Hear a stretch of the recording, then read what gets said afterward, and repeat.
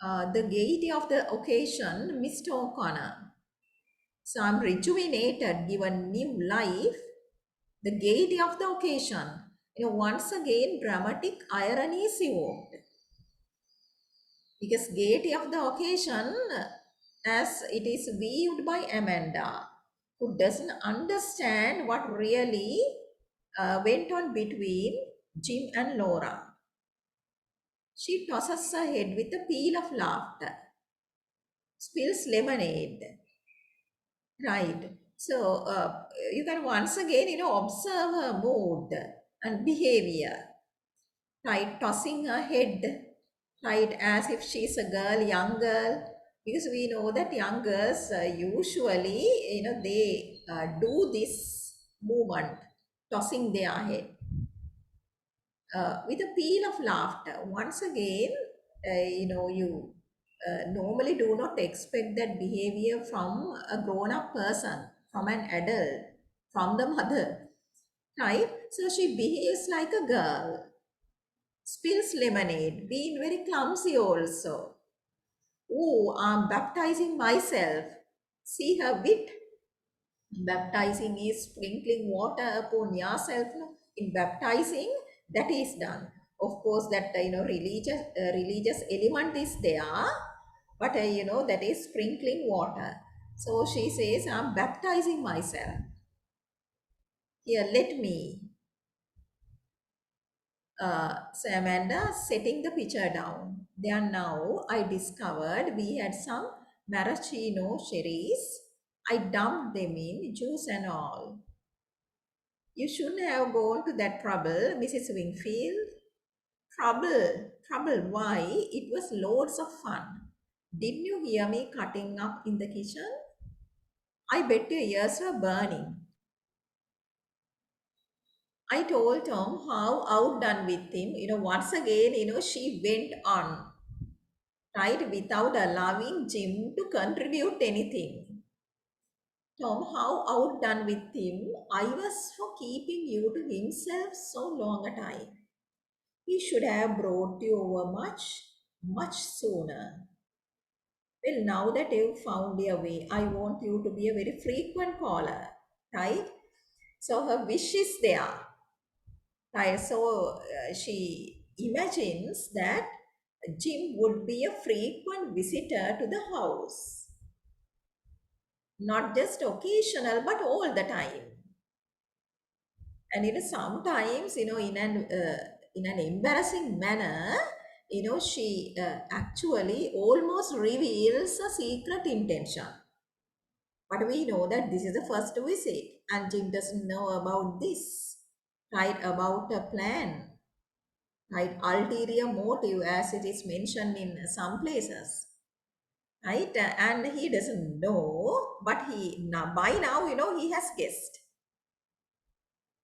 Right, and then she says that she wants Jim to be a very frequent caller, not occasional, but all the time. Oh, we are going to have a lot of gay times together. See, she foreshadows very happy times together. So, this is like an ironic forecast because we know that this thing will never take place. I see them coming. Just breathe that air, so fresh and moon so pretty. See, all these things are, symbolic of future happiness, like moon, being hopeful. I think you can remember how she made Laura to wish on the moon, and then Tom also. And, she is somewhat superstitious. Maybe that's something she acquired from her Blue Mountain days. I'll skip back out. Right. Can you underline that also? I'll skip back out. The pause is there. Underline. I know where my place is when young folks are having a serious conversation. And she stressed that serious conversation. Can you write their dramatic irony? So once again, dramatic irony is evoked in a very clear manner because now she thinks that their acquaintance is now serious, and serious conversation is, they are putting their heads together and then perhaps planning their future, right? And that was what she had in the mind. And but we know that that's not actually what took place. Oh, don't go out, Mrs. Wingfield. The fact of the matter is I've got to be going. So Jim stopped Amanda and said that he has to go. Going now, we are joking. Why? It's only the shank of the evening, Mr. O'Connor. And she says that, night is still young. Why are you going? You wait a little more. Well, you know how it is. You mean we are a young working man and have to keep working men's hours. We will let you off early tonight, but only on the condition the next time you stay later. What's the best night for you? Isn't Saturday night the best night for you, working men? And you can see that, dramatic irony that was evoked earlier is extended. It moves on and on and on, right? And she still, Amanda is under that false impression, mistaken impression that now they are very close and they speak seriously, and then tonight perhaps it is not convenient for me, but later on he will be a regular visitor, and then asking like what's the best night. So Amanda does not want to let him escape easily, right? Isn't Saturday night the best night for you working men? So it's like she does not want to let him go unless he promises that he would come another day, a convenient day. I have a couple of time clocks to punch. That means I have to report to duty at two places. Mrs. Wingfield, by the way, you are welcome to contribute, okay? So I'm moving on. So this looks like a monologue or one-sided conversation because of the time issue. Because I know that some of you may be having classes in the school sessions also that usually starts at 8, no? Right. But anyway, please contribute, okay? Because chat box is open, you can contribute. And yeah. So one at morning, another one at night, he says. My, but you are ambitious. You work at night too. So again and again you can see how Amanda continues under that mistaken impression, right? So dramatic irony, it continues on and on. You are ambitious. So she read it or interpreted that as he's being ambitious and then learning something more or working overtime or working at night also. No, ma'am, not work, but, and you can see that it's difficult for him to say it.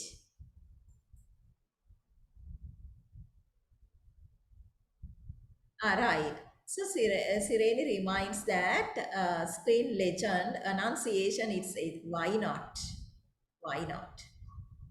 So it's quite, of course, it's quite observant of you to remember that. Sireni sees a connection between this situation and legend, earlier screen legend annunciation. Right. So now this becomes an ironic situation also, because annunciation means announcement of of a savior, no?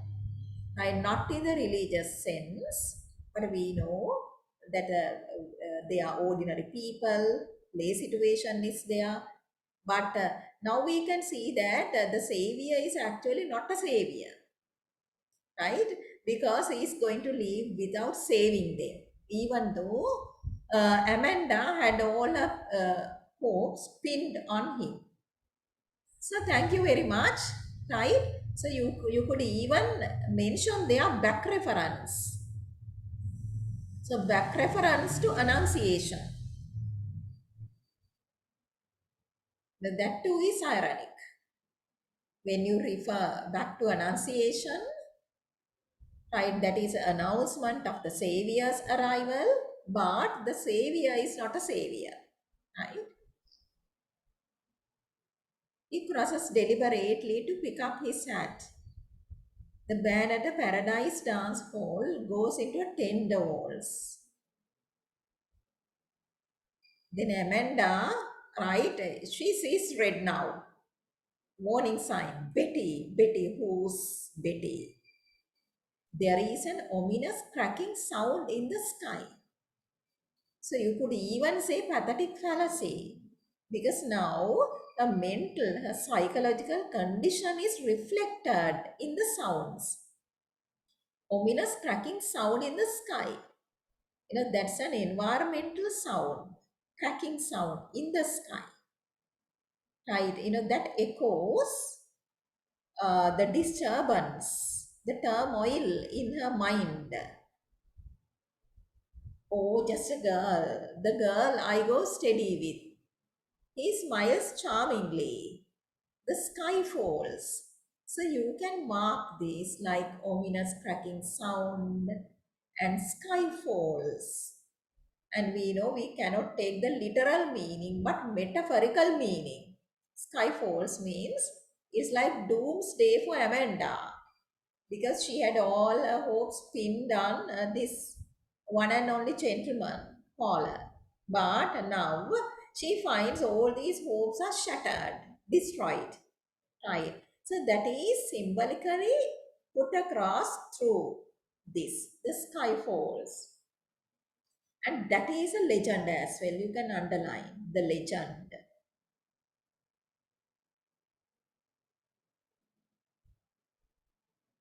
Then Amanda long drawn exhalation. Oh, right.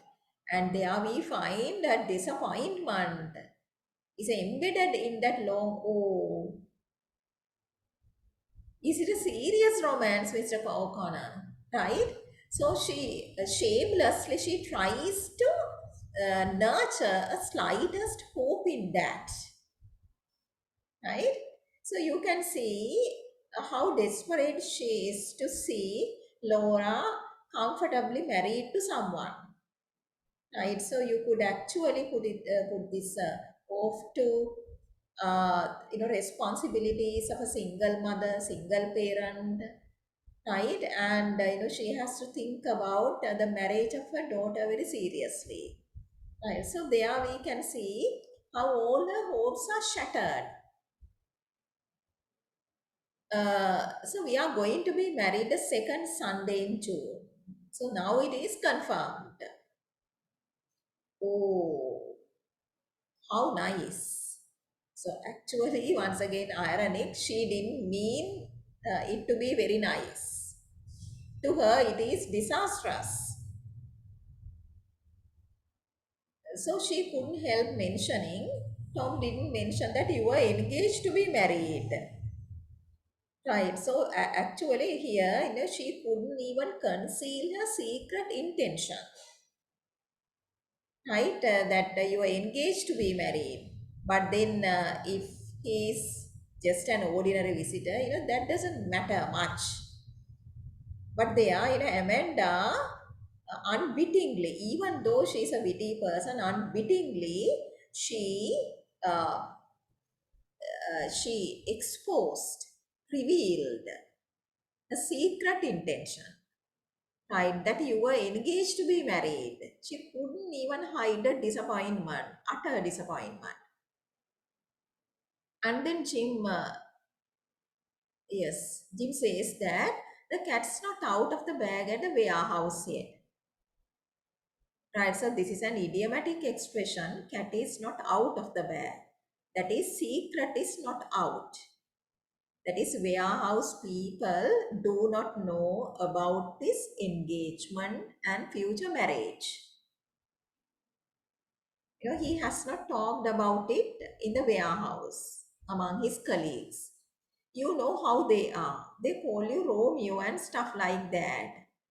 So he says that the moment they hear that, they start ridiculing you, right? Teasing you, Romeo and stuff like that. He stops at the oval mirror to put on his hat. He carefully shapes the brim and the crown to give a discreetly dashing effect. So I want you to notice that as well. Right, to give a dashing effect, discreetly dashing effect. So I want you to mark this place.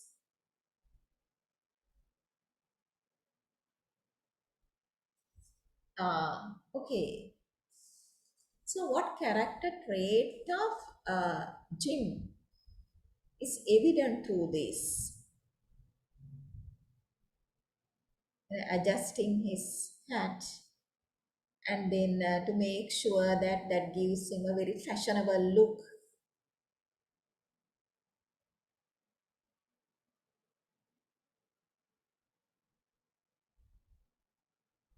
So what can we infer about Jim? How would you read him now? What do you understand about Jim?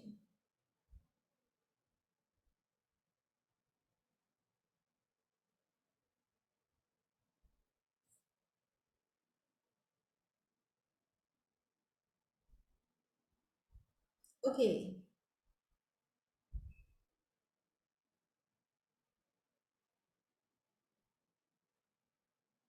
so we can see how concerned he is about this appearance. And he seems to be like Amanda, he too is a character who is self absorbed, a narcissist, right? So he likes himself so much. And then he wanted to give himself a very posh look and adjusting the hat and all that. And earlier also, while he was speaking to Laura, we saw how he paid attention to himself, how he started to talk about himself, how he speaks of his ambition, his future, right? So once he starts, he cannot actually come out of it. Right. So he looks at his reflection and then adjusts to give himself a very dashing effect. Right. So I get an idea, practical sort of a person. Right. Practical. So we know that he is practical as well. But at the same time, at this point, we can see how self-absorbed he is. A narcissist, right, who's not really considerate about others, because he knows very well that they had kind of secret hopes pinned on him. Now they are shattered, and he's not feeling guilty or sorry, but went on speaking about his engagement and all that. And then he paid attention to himself. It's been a wonderful evening, Mrs. Wingfield. I guess this is what they mean by Southern hospitality, right? And we know that she hails from the South, right? So he said that this is what they mean by Southern hospitality. That too is ironic, right? Because Southern hospitality, but with a secret intention.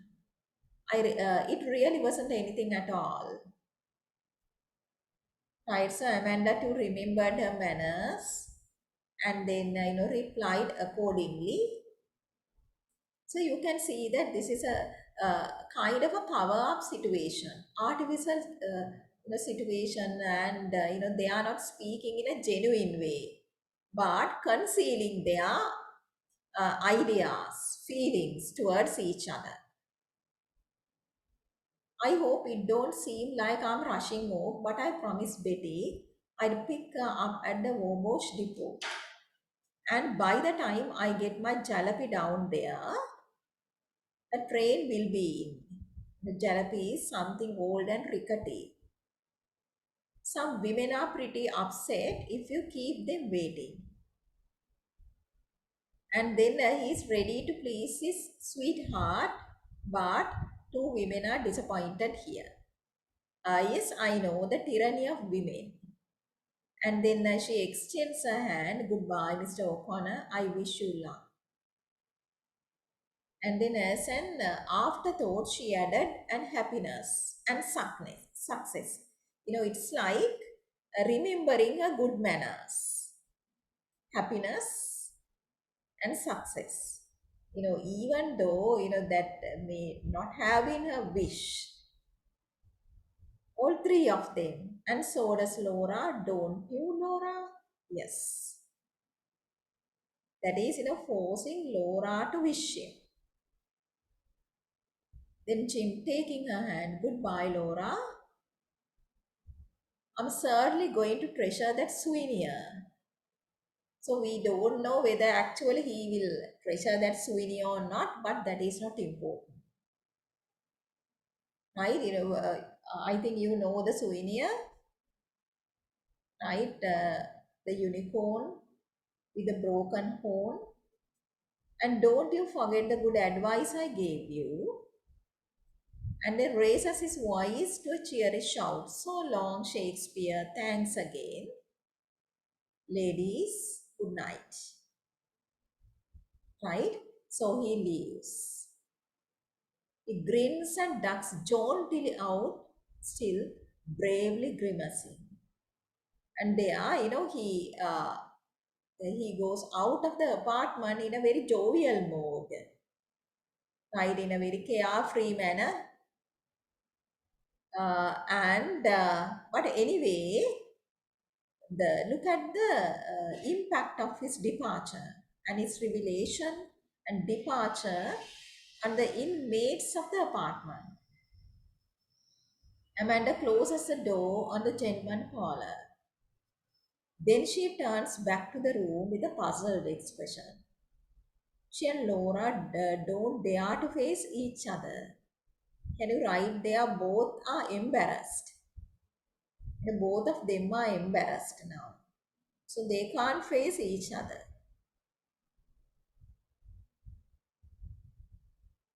Because we know that all the preparations and all that, and dressing Laura up, and Amanda's dressing up too. Laura crouches beside. Can you underline this? Laura crouches beside a Victrola to bind it.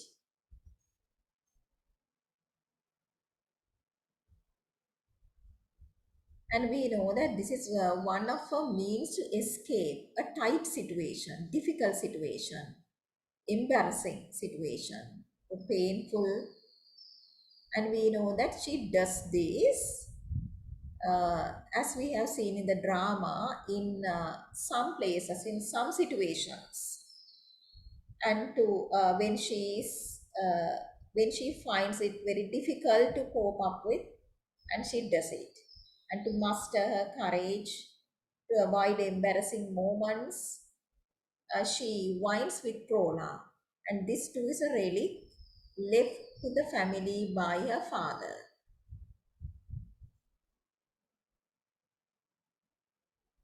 Then Amanda faintly thinks have a way of turning out so badly, and she is repeating that legend. I don't believe that I would play the Victrola. Well, well, well. Our gentleman caller was engaged to be married. And we find through these poses, her difficulty. And she finds it very hard to accept this reality. And she never thought that this would end, the visit would end in this way. Gentleman caller was engaged to be married. But then Amanda, of course, considered him to be a gentleman caller. But Jim did not know it. Then Tom responded, "Yes, mother, come in here a minute. I want to tell you something awfully funny." Again, ironic, because this is not something funny, but she used the term awfully funny and she meant the opposite. But actually, this is a crying matter that you should mourn over this, but she uses funny. Then Tom is quite unsuspecting. As a gentleman caller, gotten away already. Right, he too, ironically, he too uses the same name for the visitor, gentleman caller. Then Amanda, the gentleman caller has made an early departure. What a wonderful joke you played on us. Right? So you can imagine her sneering at Tom in anger. How do you mean? You didn't mention that he was engaged to be married. Jim, engaged. We see that that is news to him also. He also didn't know about it. That's what he just informed us. I'll be jiggered. I didn't know about that, right?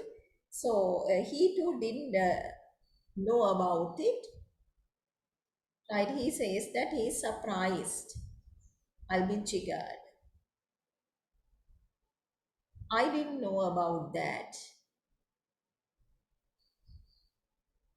And they are also, you can understand the difference in the language used between generations and the kind of terms, sometimes to show surprise and strong emotions. They use such colloquial expressions, but not all the generation like Amanda.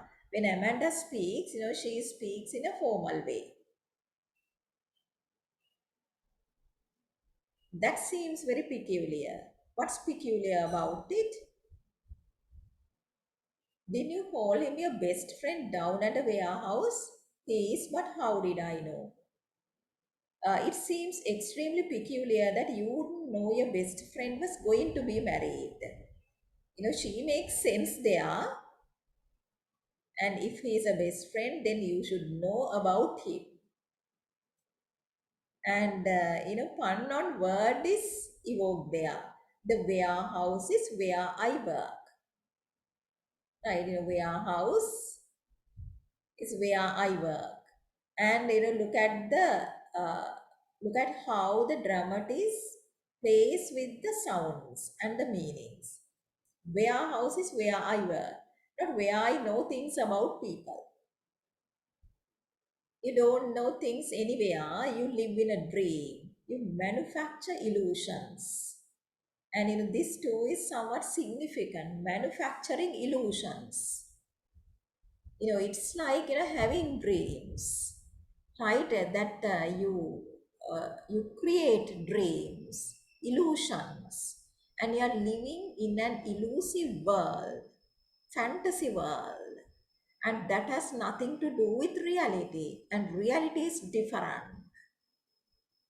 Okay, so like a dream merchant, you live in a dream.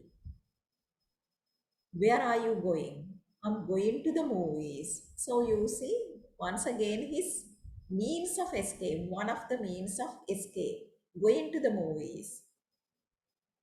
That's right.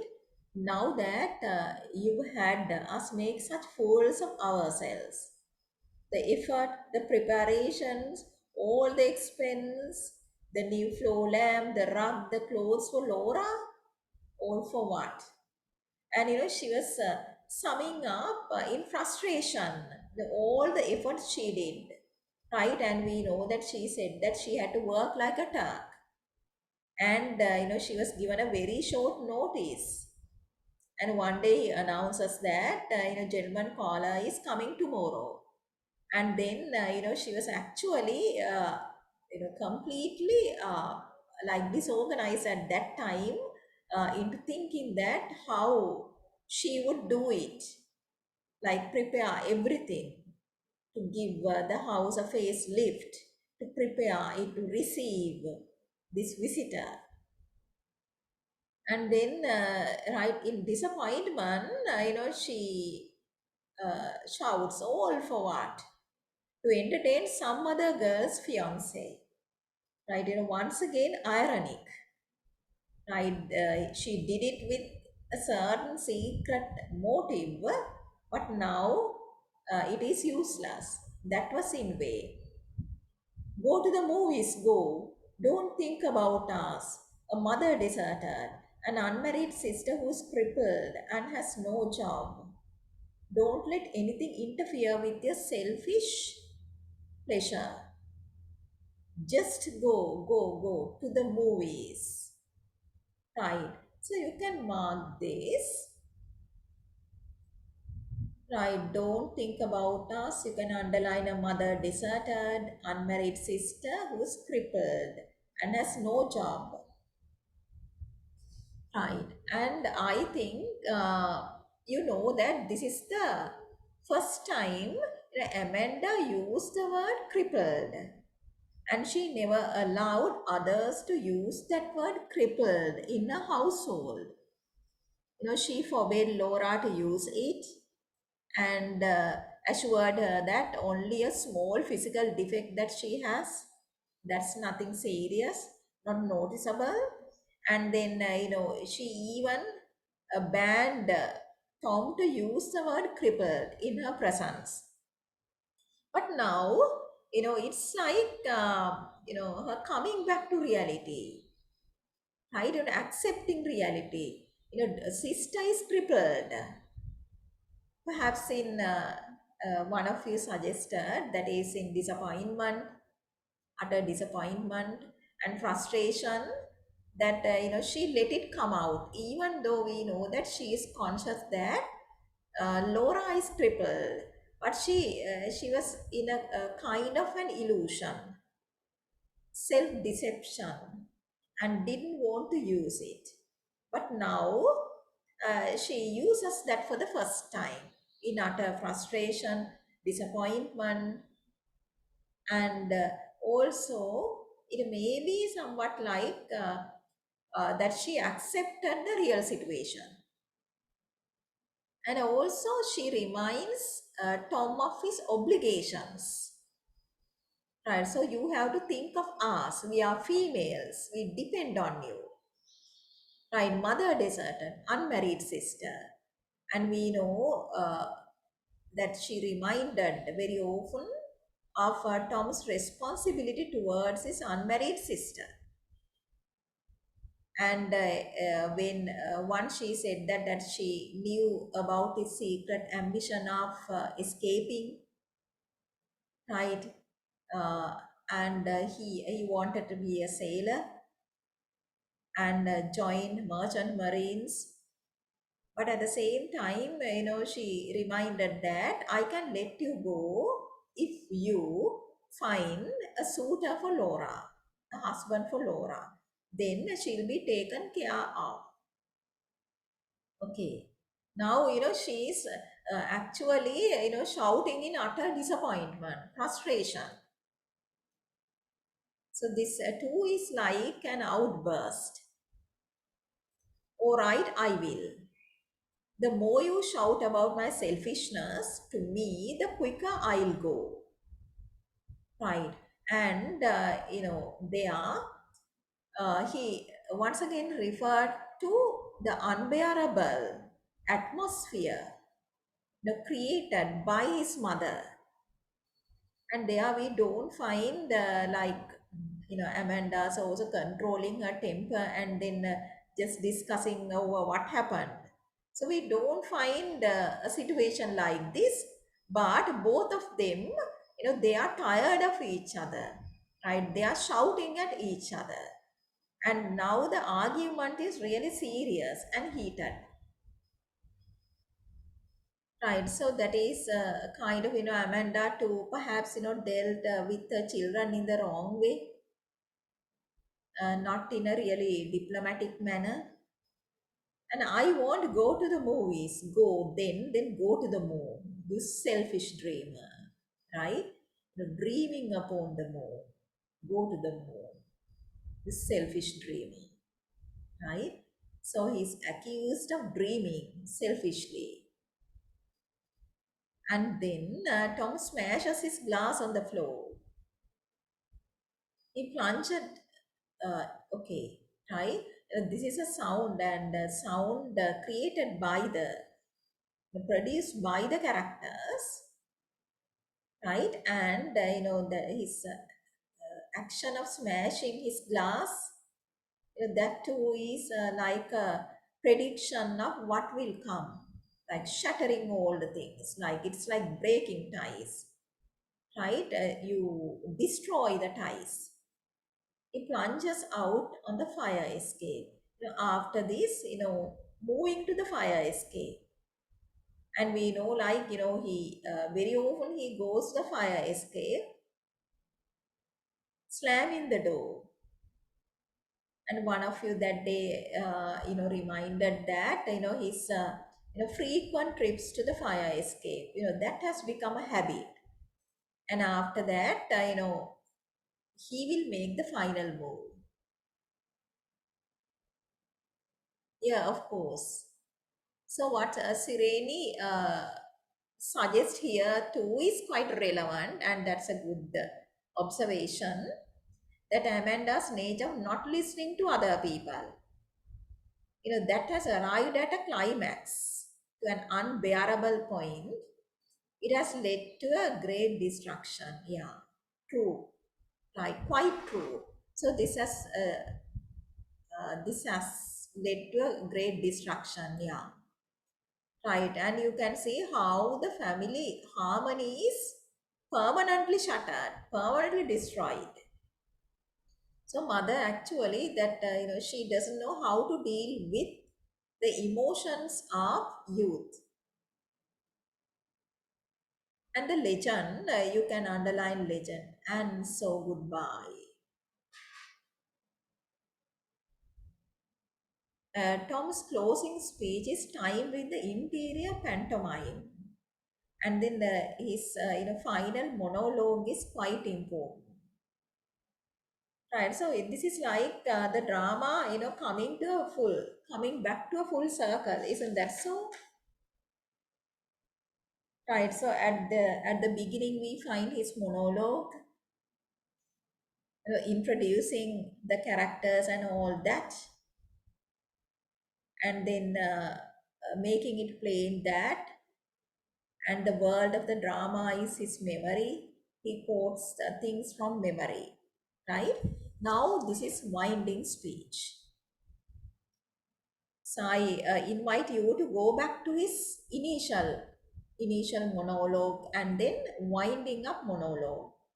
Interior pantomime. The pantomime is, it's like miming, right? It's like putting up or putting on a dumb show without words, using gestures, pantomime.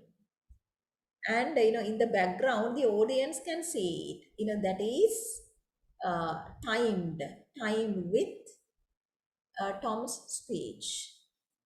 The interior scene is played as the view through soundproof glass. No sounds are coming, and the audience is supposed to interpret the actions and the gestures of the characters. Amanda appears to be making a comforting speech to Laura, who is huddled upon the sofa. Now that we cannot hear the mother's speech, a silliness is gone, and she has dignity and tragic beauty, right? So you can mark this. And we know that Amanda's silliness, ridiculous nature, right? And at times, she was portrayed as a Domia print, like a caricature, right? And now, actually, with the girlish dress and all that, and then John Quills and behaving like an old, right? So she very often displays very silly behavior, right? And coming out with words like a young girl. But now we can see there's a kind of a growth in Amanda. Perhaps that is the situation that forced her to be a person who's somewhat matured. Silliness is gone. She has dignity and tragic beauty. But earlier, right, dignity of Amanda's appearances not something that is highlighted, but the ridiculousness, silliness of Amanda, right, and tragic beauty also. Beauty that is not comic but tragic. Laura's dark hair hides her face until, at the end of the speech, she lifts it to smile at her mother. Right. So it's like Laura is comforted, consoled, and smiling at her mother. So it's somewhat optimistic that the ladies actually muster their courage and they will try to face the future together. So Amanda's gestures are slow and graceful, almost dance-like. Right now, her movements are given the adjectives like graceful, almost dance-like, as she comforts the daughter. Right now, she consoles her daughter, and now she almost acts like a pillar of strength to her diffident daughter. And Laura too seems to be like comforted, consoled. At the end of her speech, she glances a moment at the father's picture. Right there. Moment at the father's picture, that too is a significant look. Glances a moment at the father's picture. And we know that is repeated in the drama. Characters looking, having, taking very significant, meaningful looks at the enlarged photo of Mr. Wingfield, right? One who deserted his whole family. He's actually, he is responsible, mainly responsible for the predicament of the family. Then withdraws through the portieres. At close of Tom's speech, you can underline Laura blows out the candles, ending the play. Right? Okay, so this is significant because now we know that they are under candlelight, no electricity now. So at the end of the speech, she will blow out the candles. I didn't go to the moon. So his monologue starts here. I went much further for time because mother asked him to go to the moon now. Right? He says, I didn't go to the moon. I went much further. And also notice the pauses. For time is the longest distance between two places. But long after that, I was fired for writing a poem on the lid of a shoebox. So you can underline this. So this is like a speech that sums up many things. Cinematic effect is there because he mentions about significant things that happens afterwards, right? Not narrating how the things developed, how many days, so like weeks passed after this incident, right? So that is captured with this not long after. So that time was actually it's immaterial. But soon afterwards, he was fired for writing a poem on the lid of a shoebox. And we know that in that warehouse there is no place for creativity. His creativity is not appreciated, right? And then nobody knows that he could write. And we know that in this society, not even in the workplace, but even in his home also, his creativity is never appreciated, not even recognized. And we know that earlier how Amanda intruded on his creative labor, disturbing all his manuscripts, and even advising him, not to read certain books, but you have to read like selective literature. Right. So that is actually that is once again generation gap, as well as in that society there is no place for creativity. On the lid of a shoebox, actually this is not the place that you should write a poem. I left St. Louis. I descended the steps of this fire escape for a last time, right? And as a habit, going to that, and then finally, he escaped. It's like that. To have courage that you go to that place very often, and then finally you are able to you are able to jump over the barrier, invisible barrier, right? So finally he made it and followed. And we know that escaping, that is leaving his mother and his sister, it's not an easy decision for Tom.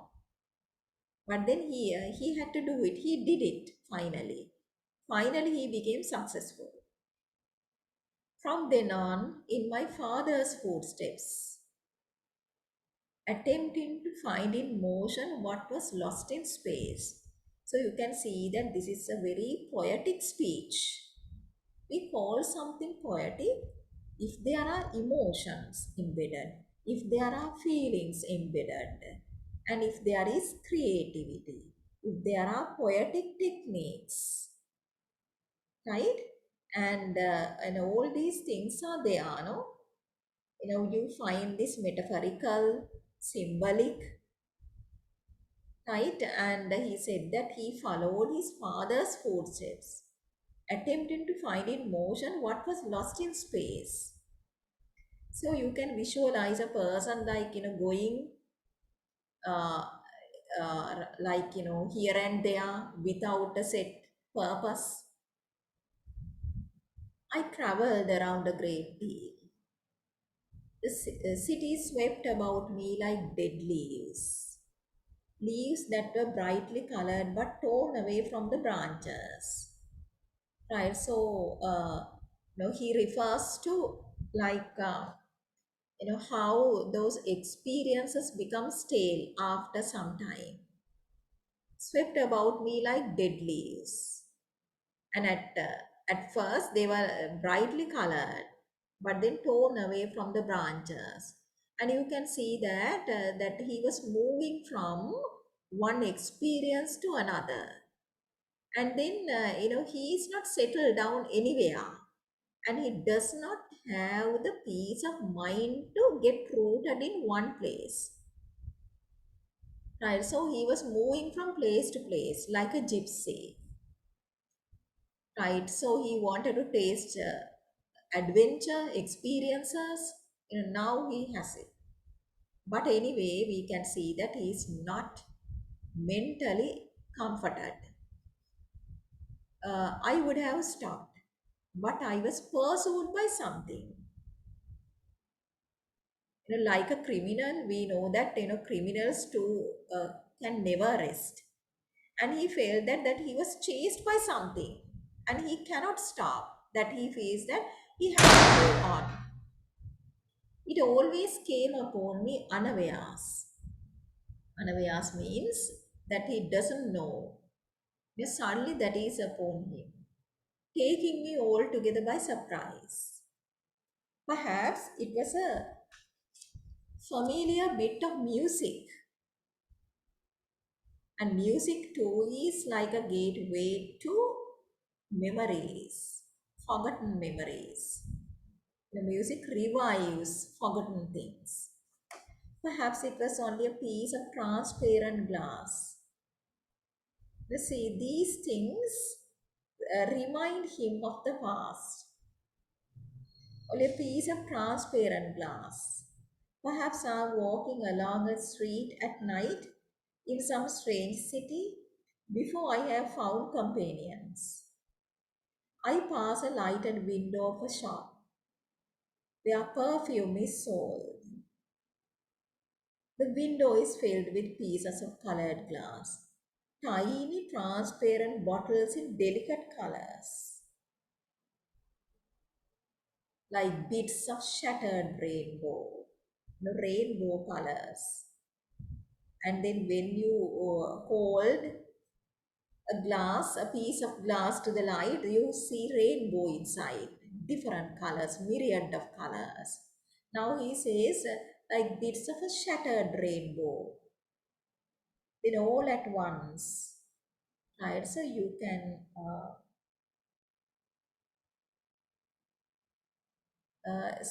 mark this place. Okay, actually the whole monologue is quite important.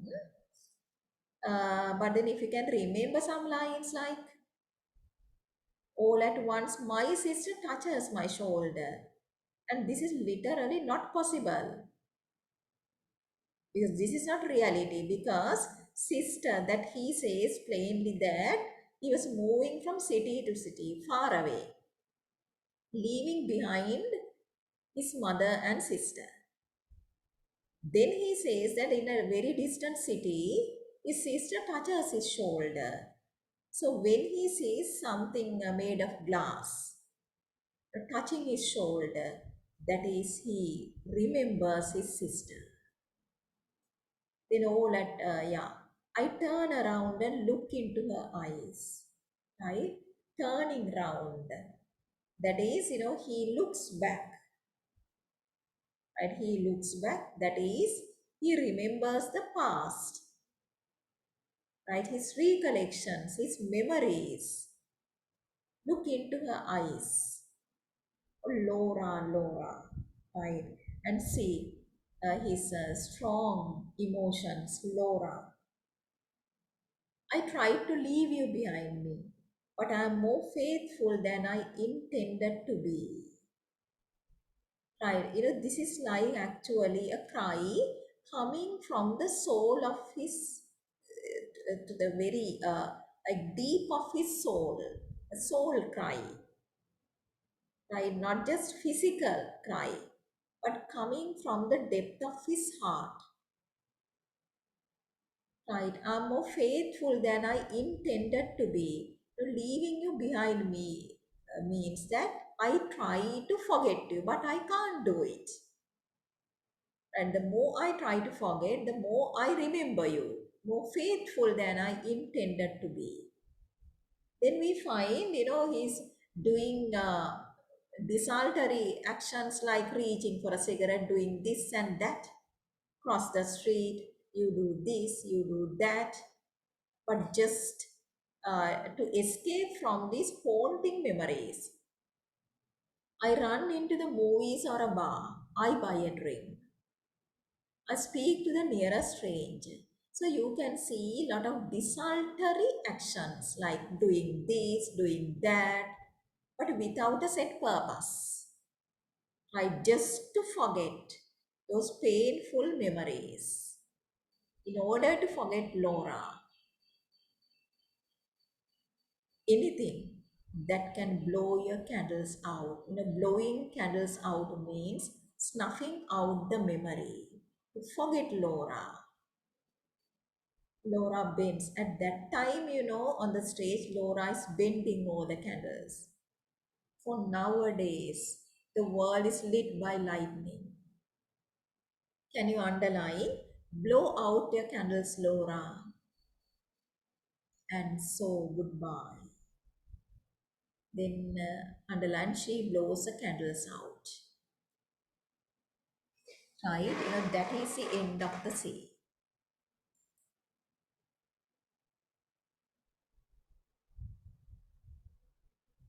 Uh, okay, so good. The idea is there that Amanda and Laura eventually accept the reality. Like, they have to, they can't commit suicide and they have accepted that, they have to live on.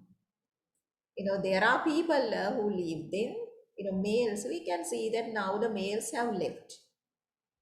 The breadwinners have gone. But still, it's like their realization, Amanda's realization that life has to go on no matter what happens. Okay, so life moves on.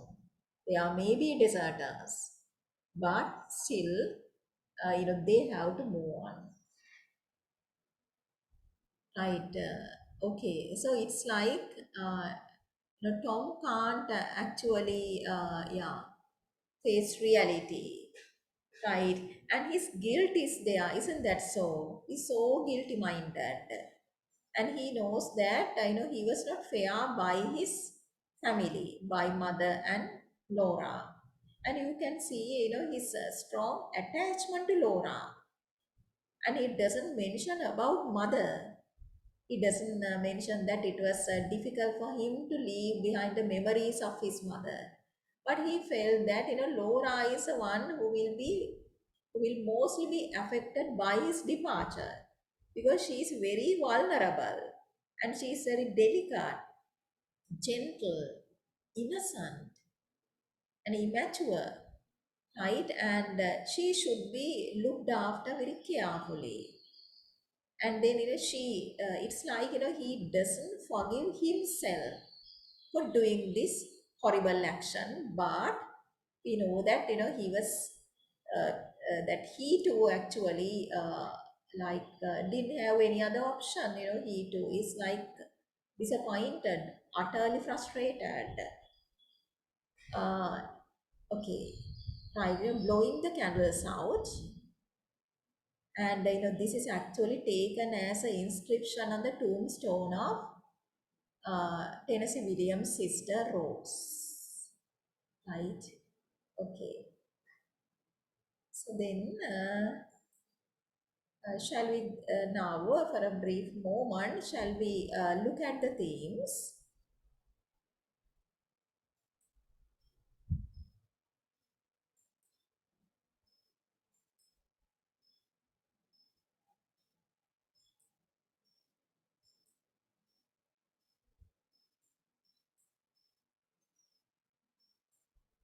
So I briefly mentioned them, but always you can extend the list, right? And you can add something more and you can adjust certain other things. So as for themes and issues, some of them are mentioned here, right? And issues are larger things and themes are particular to the drama. So escapism is something that you can see in the drama, and you can take this as one of the central.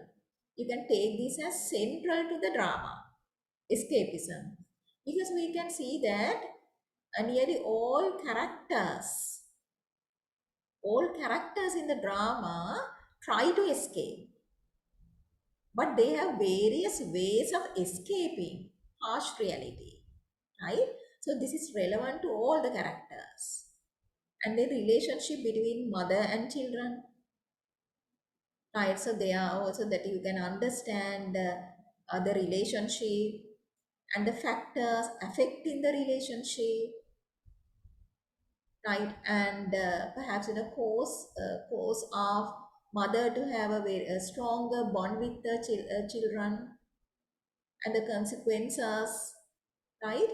These things are covered in the drama, because we know that this is actually the story of one family. Then we understand that relationships among family members are important. And then alcoholism, the impact of alcoholism. And you know that this is relevant to a short story like Evelyn as well.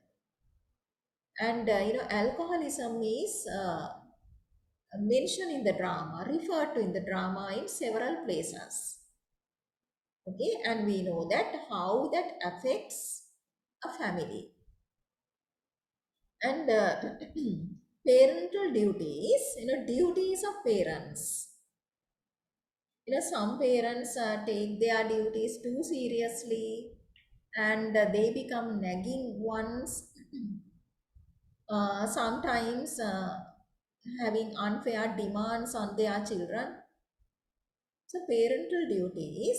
So you when you look at Mr. Wingfield and then Amanda Wingfield, right? So you can understand the nature of parental duties, and how other factors also influenced the parents understanding their duties, and responsibilities of siblings. And that too is mentioned in the drama. How mother reminded Tom of his obligation towards his unmarried sister who's crippled and without a job. The American dream, that is a dream of these Americans at that time in that society. And freedom and confinement, right? That too is there in the drama, confinement. And we find very gripping metaphors to talk about confinement. How Tom compared his existence to an existence inside a coffin or 2 by 4 situation or Celotex interior. He talked about that. And then economic stability and instability. So there you can actually compare and contrast the life in the Blue Mountains, that society, upper middle class society, and instability, and a life as lived by lower middle class people in cities, right? And far away from Blue Mountain days and Blue Mountain society.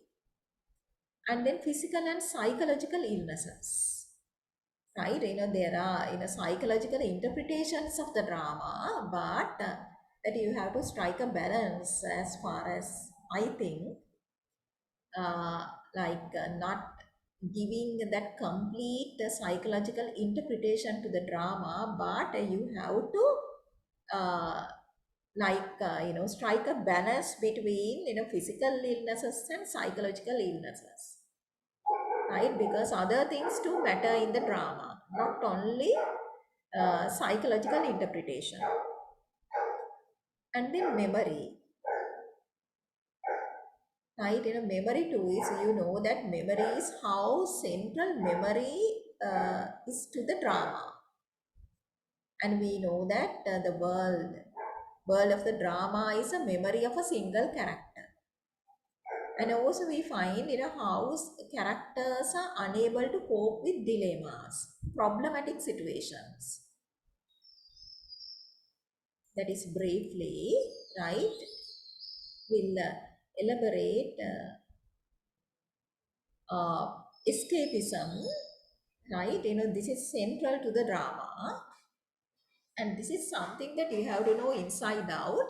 So when you look at the questions, past questions also, you can see memory is important, and then escapism, those things are repeatedly referred to in the questions.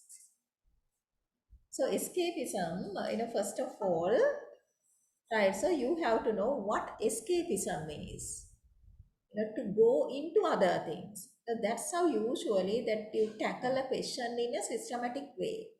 But then I don't want you to remember all these elaborate definitions, but briefly and in simple terms, as you can understand, you can just think of escapism as this. Okay, but here I, for your reference, I included here three definitions of escapism, right? Dictionary definitions. And under these, we are looking at the definitions and means of escaping, that is, ways or methods of escaping, right? In other words, methods used by the characters to escape, like how they escape and what ways are used by them to escape certain situations, perhaps escape reality. And the reasons, why do these characters try to escape, right? Are there reasons? And what are the reasons? And then success or failure, that is, whether they have successfully managed to escape or not, or whether they have failed to do so, right? So within these things are, these aspects are discussed. So we will focus on dictionary definitions of escapism. So one definition is, it is a tendency to seek distraction from unpleasant realities, especially by seeking entertainment or engaging in fantasy. So when you look at this definition, you can see that this is quite relevant to some characters, no? Especially to Tom. That is, if the reality is ugly, unpleasant, unbearable, you try to find distraction. You escape the situation, right? By seeking, by doing things which you like to do most, by seeking entertainment, or sometimes by engaging in fantasy, right? In a dreamy world, you try to escape the reality. Okay, so that is one definition of escapism. And another definition is avoidance of unpleasant, boring, arduous, scary, or banal aspects of daily life. The banal is like commonplace, day to day, dull, right? And we know that many characters, they try to avoid unpleasant daily life and boring and dull daily life. And arduous means very exhausting, tiring. And this is relevant to Tom as well, right? And to him, his job is like very commonplace, and that does not satisfy his creative instinct. That is unpleasant. And actions, and this is relevant to Amanda as well. Actions people take to help relieve persisting feelings of depression, right? And you can make this relevant to Laura to general sadness, right? And you can see that these three definitions cover the sort of escapism you notice in different characters in the drama. Let's move on. Right. So these are, first of all, we'll look at means of escape. That is, ways used by characters to escape harsh reality.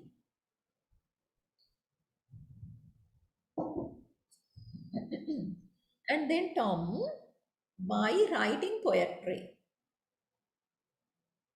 And then going to the movies, these things actually, having learned the drama. But this is like summing up, okay? Summing up and also reviving our memories, reading literature. And we know that that too is a way to escape the unpleasant and boring aspects of day-to-day life. Then smoking, and we know that he has a habit of smoking, and Amanda very often refer to his habit of smoking. And we know that, and not only Tom, and there are some other characters who smoke. Other characters, the other gentleman in the drama is Jim. He too smokes. and dreaming of going to a far off land and leading a life full of adventure, right? And he always dreams of escaping and then being a sailor to taste a life that is denied to him at present. Okay, and by being a sailor, he hopes to sail to different lands and then have exotic experiences. And about Amanda, right, she tries to escape the unpleasant realities of daily life and the burden of life by losing. Very often, she loses herself in good old days, Blue Mountain days, right? When she had 17 gentlemen callers, that uncomplicated, carefree, happy life, luxurious life as well. So, Laura's means of escape is taking refuge in the world of glass animals and playing the old phonograph records. And we know that these are Laura's methods of escape. So you can see that their methods of escape are different from one another.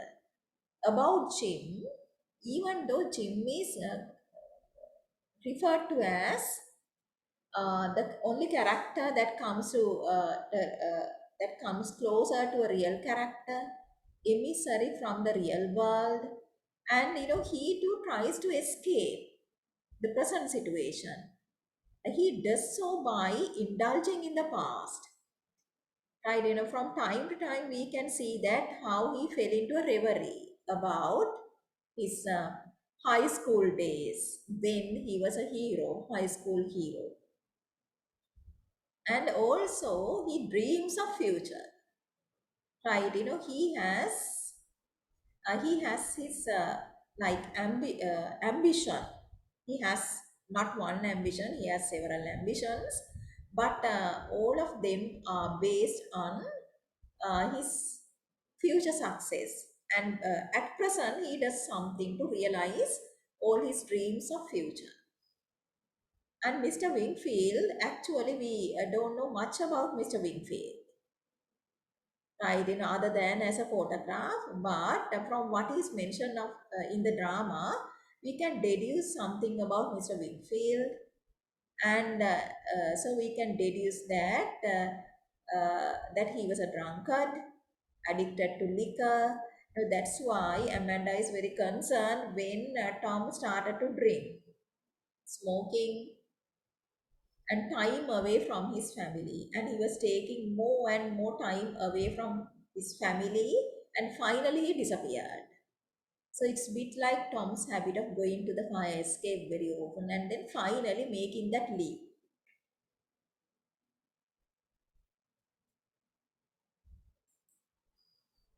Right. And then reasons for escape. And Tom's reasons for escape, we know that he wanted to avoid unpleasant realities. And we know that present life is dull and boring and uninspiring for him, and does not satisfy his uh, creative instinct, right? That's a soul killing job. And also to escape his nagging mother, and we know that he is disgusted with his job, and then there is no hope for future. And we know that Tom, unlike Jim, Jim is very ambitious, that he wanted to be in this real world, and then be a successful person. And he does something to realize his goal. But about Tom, that we don't see in Tom that kind of ambition. And he only wanted to escape, right? To go to, right? That too is like just wandering here and there, right? He doesn't have a definite hope for future. Okay? He only wanted to escape. Perhaps because he is overburdened with responsibilities. Those responsibilities could have been too heavy upon the young shoulders of this boy who is only 22. But then he is the surrogate father of the family, right? So he behaves like the father, being the breadwinner, and has responsibilities of a father, right? Like seeing to the future of his sister who's unmarried and jobless. And no wonder he saw his life as a kind of coffin, right? And that indicates how he's entrapped in his sterile. Sterile means barren atmosphere. And he referred to Celotate's interior earlier, right? Not natural environment, barren. It does not promote his creativity. And that is uninspiring life, right? Unfulfilled life.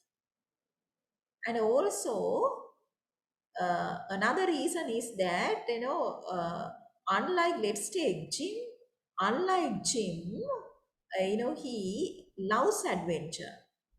And we don't see that in Jim's character. And Tom has an adventure loving spirit. That was what he wanted, unlike Jim, right? So he was not interested in taking a night school course in something, right? But he only wanted to be a sailor and then sail to different lands and have different experiences.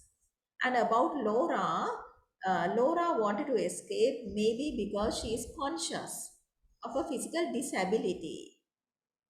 And when she talked to Jim, she revealed, how uh, mentally pain she was because of her physical disability. And she even said that the sound of her braces was like thunder to her ears. And then Jim said that, that sound was magnified 1,000 times by imagination. And he said that he couldn't remember the sound, but it was enlarged, right, magnified by imagination.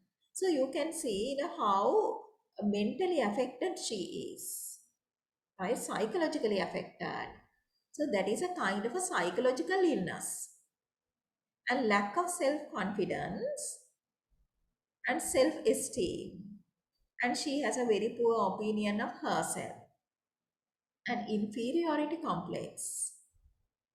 And she thinks that she can't do these things, right? And Jim advised her not to consider herself as someone who is inferior, but consider yourself as someone who's unique, superior, right? Different but not inferior, right? Being different doesn't always mean that you are subservient to others, that you are inferior to others, right? So Jim encouraged her to look at this in a different way. That is, your being different is that makes you like different from others and unique, special. So Amanda, reasons for escape is inability to come to terms with the decline. So that was something, it's like a hard pill to swallow. And so this is like momentary deviation from unpleasant realities. Now that's why the children were sympathetic with her and they know her tendency. And then even Laura suggested let her do it. And then Tom too was asking just obvious questions, that is to make her talk, because they knew that mother loved to indulge in the past. Okay, so that is a kind of deviation. Only satisfaction for her, mental satisfaction. And Jim also tried to escape reality sometimes because unfulfilled. We know that he too is with unfulfilled dreams. That's why, very often that he thinks about the past and then he dreams of future because he too is dissatisfied. So in this drama, we find discontented people, maybe because of the unbearable atmosphere created by socio-economic and then psychological factors. And Mr. Wingfield, we can deduce, only deduce, like, he too could have been disillusioned, right? And we find the younger version of Mr. Wingfield in Tom. Perhaps like Tom, he too is bored with stagnant life, lack of opportunities, lack of excitement, right? May have experienced same problems as Tom. Okay, so I think by now, right, I have to wind up. So next day we will move from like with us. Shall we then just look at this bit and wind up that point? Okay. So you have to evaluate whether they are successful, whether they have failed to escape or not. But we know at the end of the drama that physically you escape, but you can't escape psychologically or emotionally. Because Tom says that Laura touches my shoulder, right? I can't leave you behind. But he physically escaped. But he cannot escape the guilt feelings. Psychologically, you are always imprisoned. So you can see that physically he escaped, that is successful. But anyway, psychologically, he could not escape. And then Amanda, right, despite occasional flights into the good old days, forced to face drab, that is unpleasant reality finally. So finally, she had to accept the reality. Crippled Laura. And then now she has to see to taking care of her daughter who's jobless, perhaps lost the only chance of getting married, right, without the breadwinner. So it's like she's forced to face reality. And Laura, and we find that a means of escape is very fragile, like a glass collection. So it's escaping is an impossibility, right? In a temporary manner, you escape into that fantasy world, but there is no permanent escape. And Mr. Wingfield, he has successfully removed himself from the scene, but his departure affected the lives of those left behind.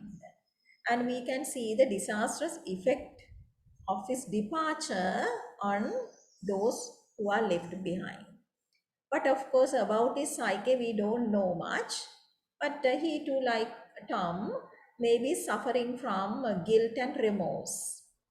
Perhaps finds that impossible to leave behind his past. And at the beginning of the drama, that postcard is mentioned, hello and goodbye. That is from the other end of the world. Okay, right. So we'll stop at this point. Right. So let's wind up. But the next day, so we will discuss other themes and the techniques, and yes, about a question. Right. Question also we will look at. Right. So then, bye for everyone. I'll see you. Goodbye. Thank you, teacher. Yeah, welcome, Thank Cassandra. you, teacher.